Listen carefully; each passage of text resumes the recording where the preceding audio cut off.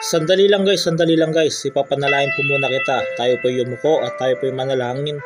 Amang Diyos, maraming salamat po sa biyaya na pinagkaloob niyo po. Salamat po sa guidance and protection, sa good health, physical health and mental health.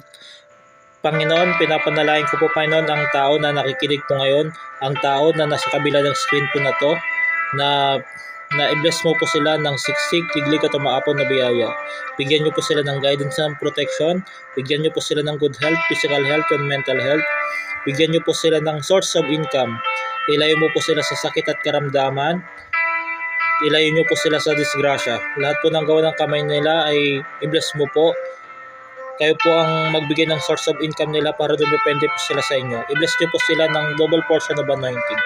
Ito bang aming dalangin sa matamis na pangalan ng Jesus amin. Yun lang guys, kapag nakaabot po kayo sa video na to, paki-heart, comment, follow or subscribe po. Yun lang guys, God bless you all.